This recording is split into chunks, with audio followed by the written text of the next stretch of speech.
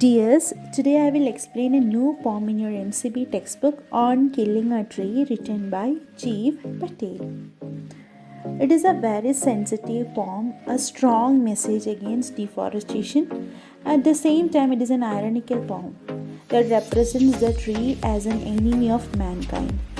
And this poem is written in free verse and in a conversational style. This poem represents the sturdiness of a fully grown tree, strengthened by nourishment from the earth, the sun, and the air. And here the poet also symbolizes a deep-rooted evil, and he says that a tree can't be just killed out just by hacking or chopping. To put it to a permanent end, it should be uprooted entirely and left out to wither in the sun. In the same way, the social evil can't be put out just by criticizing them. The society should root them up to die forever. So this is a basic glimpse of this poem. Now let's read the poem on killing a tree. You must have observed people cutting down trees, but can they kill a tree? Is it easy to do so? Let's read the poem and find out what the poet says on killing a tree. So purposefully in the title itself, the writer has used the word killing. Instead of cutting down a tree, the writer has used the word killing. So in this poem, we can see how brutally we, the human beings, are cutting down a tree. Okay, just like we are killing a living thing, we are just killing a tree. So now let's read the poem. The first stanza. It takes much time to kill a tree. Not a simple jab of the knife will do it. It has grown slowly, consuming the earth, rising out of it, feeding upon its crest, absorbing years of sunlight, air, water, and out of its leprous hide, sprouting leaves. So, first line itself, the poet is telling, it takes much time to kill a tree. Means the task of killing a tree is a very much time-consuming process. Not a simple jab of the knife will do it. Means a simple stroke of the knife is not enough to kill a tree completely. Jab means stroke. It has grown slowly, consuming the earth, rising out of it, feeding upon its crest, absorbing years of sunlight, air, water, and out of its leprous hide, sprouting leaves. So from the third line, we can see the growth of a tree. How the tree has grown? It has grown slowly, consuming the earth. Means a tree grows up slowly, drawing its nourishment from the earth. Rising out of it, feeding upon its crest, absorbing years of sunlight, air, and water. Means the tree rises out of the earth's surface, or we can say from a little seed that germinates inside the soil, the tree projects out of the earth's surface. As a baby feeds milk, the tree sucks nutrients from the earth's crust, and it has grown taller and stronger by absorbing years of sunlight, air, and water from nature. And out of its leprous hide, sprouting leaves. Leprous hide means it is somewhat looking like a skin of a leopard. That is why it is called leprous hide. The expression leprous hide refers to the fact that the bark of a tree is somewhat like the skin of a leopard. It is rough and has marks. Out of its rough skin, green leaves shoot out, and the tree gradually grows up over the years. So we can say, hence a quick blow of knife cannot kill a tree. It takes a lot of time and effort to kill a full-grown tree. So the first stanza, it is basically showing the growth of a tree. So hack and chop, but this alone won't do it. Not so much pain will do it. The bleeding bark will heal, and from close to the ground will rise curled green twigs, miniature boughs, which if unchecked will expand again to former size. So in the second stanza, the poet is depicting the nature's resilience. Okay, the poet is using the word hack and chop.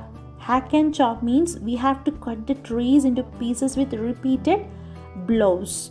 To kill a tree, we should hack and chop, that is, we have to cut the tree into pieces with repeated blows. But this alone won't do it. But this step will not be enough to kill a tree. And here the expression do it means kill it. Means cutting and chopping down the tree is not enough to kill it completely. Not so much pain will do it. Means the process of hacking and chopping will inflict much pain on a tree, but that will not be enough to kill it. When we are cutting and chopping the tree, it will not be killed, but it will get some pain. That is not enough. We have to kill it. The bleeding bark will heal, and from close to the ground will raise curled green twigs. Here, the poet is referring to the resilience of nature.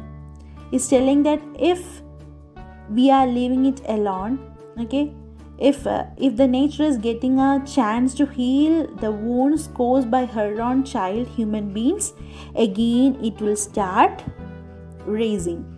Okay, and the bleeding bark of a tree will heal itself even after hacking and chopping. The bleeding bark means when we are cutting down a tree, we can see the sap will be overflowing. That is called bleeding bark. So the expression bleeding bark, it refers to the pain that a tree suffers due to hacking and chopping. A tree may not be bleeding like human beings, but it obviously drips the sap within.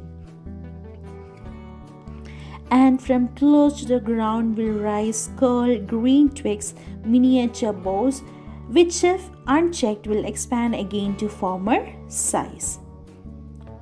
So the writer is telling, after cutting down a tree, what will happen? Okay, the green twigs that rise from close to the ground are referred to as miniature boughs.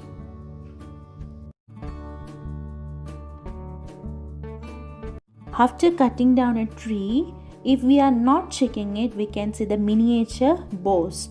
Okay, miniature boughs are the green twigs that rise from close to the ground, and they may not be as large as the branches of a full-grown tree, and they are a smaller version of the original bough. That is why it is been called here as miniature boughs.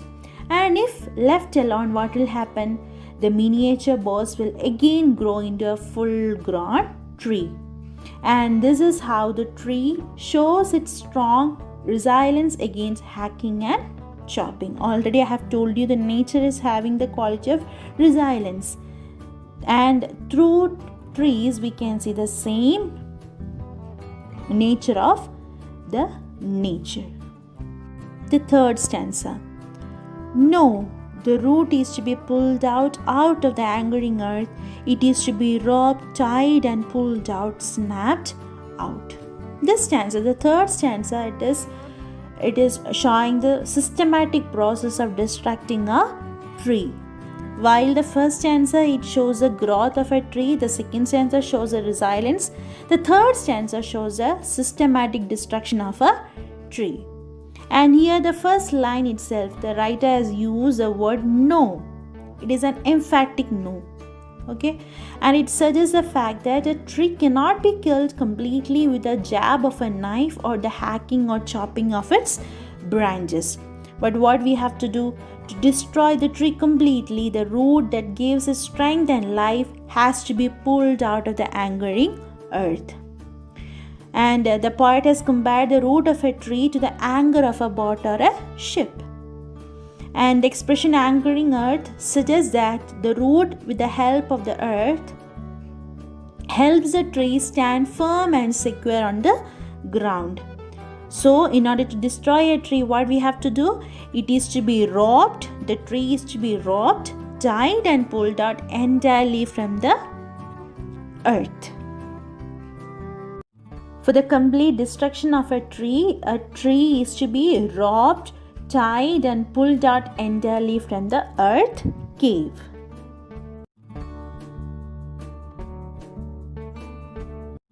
Here you can see the word earth cave. Okay, earth cave means a hollow that is created when a tree is uprooted. And it is in this hollow cavity where the roots of the trees have remained for years. And the expression earth cave has a symbolic significance too. Just like the caves and hills provide shelter to man or animals, the earth cave provides a secure shelter to the tree. And so we can say the first step of the methodological process of killing a tree is to tie a rope around it, and the second step, the tree has to be pulled out entirely from the earth cave. And in the third stanza, the poet uses three similar expressions. The root is to be pulled out and pulled out, snapped out, or pulled out entirely. He does this intentionally to point out the cruelty the human beings are doing to the trees. And at the same time, the poet emphasizes the fact that to kill a tree, it must be uprooted from the secure shelter of the earth. And the strength of the tree exposed, the source white and wet, the most sensitive hidden for years inside the earth. So now the tree is uprooted from the earth cave, and what will happen to it? The strength of the tree lies in its root, and if the tree is uprooted, its strength will be exposed. And the root is the tree's source of strength and life, and it is white, wet, and the most sensitive part of the tree. The roots are the most sensitive part of the tree, and it has remained inside the earth for many years and provided the tree with its nourishment drawn from the earth's crust.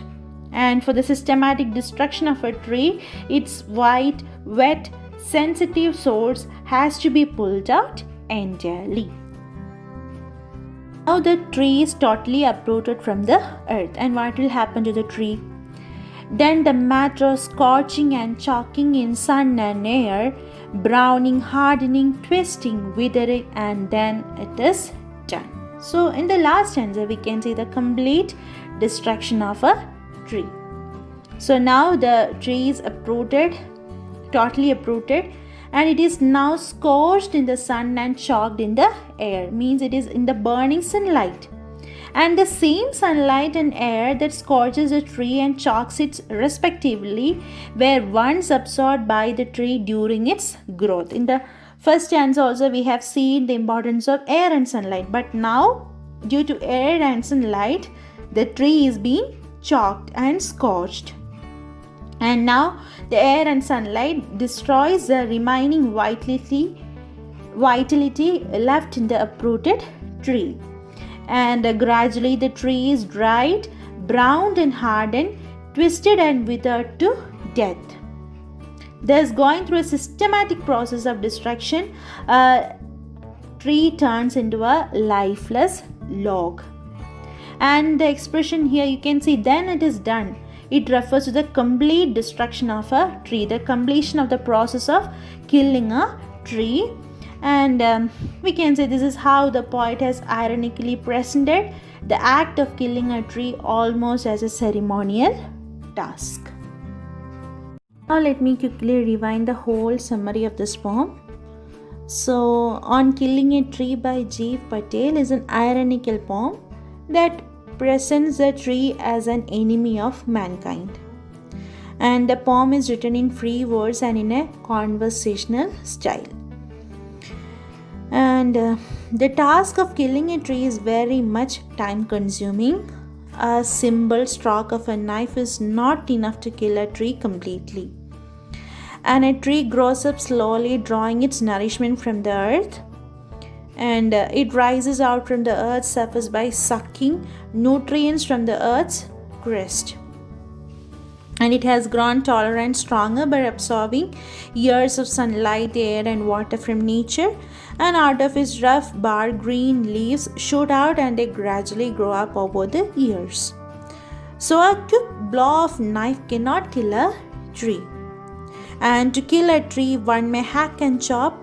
The process of hacking and chopping will inflict much pain on a tree, but that will not be enough to kill it. And here the poet refers to the miniature boughs as well, means the small sprouting that we can see in a full-grown tree. And to destroy a tree completely, the root that gives it strength and life has to be pulled out of the anchoring earth. And it is to be roped, tied, and pulled out entirely from the earth's cave. And if the tree is uprooted, its strength, the root will be exposed. And it is white, wet, and the most sensitive part of a tree. And it has remained inside the earth for many years and provided this tree with its nourishments. So its root has to be pulled out entirely. And finally, the uprooted tree is left in the palm, and it is now scorched in the sun and chalked in the air. Gradually, the tree is dried, browned, and hard, and twisted and withered to death. So now let's focus on the poetic devices used in this poem. Already I have told you this is written in a free word, so there is no rhyme or rhythm for this poem. Next one is enjambment. Enjambment means when a sentence continues in two or more lines without using any punctuation marks. If we are continuing a sentence, then we can say the poetic device used over there is enjambment. See, not a simple jab of a knife will do it. See, in the second line only we can see a full stop.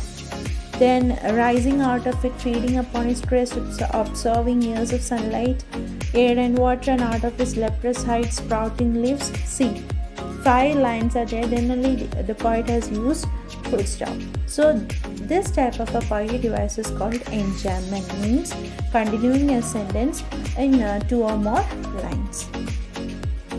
Next, metaphor. Metaphor means comparing two different objects without the help of like or as. We are comparing two different objects, but without the help of the word like or as. See, here the poet has used leprous hide. Leprous hide means the uneven color of the surface of the trunk of a tree is compared to the skin of a person suffering from leprosy. Okay, if you have seen the person suffering from leprosy, they are having an uneven color tone. Likewise, the trunk of a tree is compared to the skin of a person suffering from leprosy. So we can see here two objects have been compared, a man and a tree. Okay, so we can say metaphor is a poetic device, and there the writer hasn't used the word like or as. Next one, bleeding bark. Bleeding bark means the sap coming out of a tree where it is cut is compared to the bleeding from the wound in a human's body. So bleeding bark, it is showing the bleeding that is happening in the body of a human being. But here the bleeding is actually the bleeding of the sap from a trunk of a tree. So a trunk of a tree and a human body is being compared. So we can say the poetic device used there is metaphor. Next one, alliteration. Alliteration means a repetition of a consonant sound in a closely placed words. Okay. So here you can see bleeding bark. B sound is repeated. Then white and wet. W sound is repeated. So this is called alliteration. Then repetition. Repetition means a word or a sentence is repeated to lay emphasis on it. So in the third stanza you can see the writer has used pulled out, snapped out, pulled out, and out. Word out is being repeated. So there the poetic device is repetition. You can see the words have been repeated. Out word is repeated. Pulled out of the anchoring earth. Then pulled out, snapped out, or pulled out. Again pulled out, pulled out. The words is being repeated. Pulled out 1, 2, 3 times it is being repeated. So we can say the poetic device used there is repetition. Then 2 more are there, and they are imagery and personification. Imagery means we can see the images, or we can feel the images, we can smell the images. We are having 5 images means imageries can be on the basis of our 5 sense organs. So here in this poem we can see some things, some visual images are there. See here, very strong imagery has been used, and it shows the growth of a tree by taking nutrients from the earth and absorbing sunlight, air, water from nature. So we can feel in our eyes, we can see when we are reading the first stanza, we can see the how a tree is being grown. In the second stanza we can see the sprouting leaves from a cut off tree. We can see all these things. So here the poet has used visual imagery. Okay, and the last one is personification. Personification means giving a human quality to a non-human thing is called personification. Here the poet has used many things. The poet has actually compared a tree with a human being, so we can directly say it is the first one is personification. The poet portrays a tree as a human being throughout the poem, so we can directly say the poetic device used in this poem is personification. So this is all about the poem, and I hope you understood the meaning and the poetic devices used in this poem. It is a very thought-provoking poem. I hope you understood it completely. Thank you.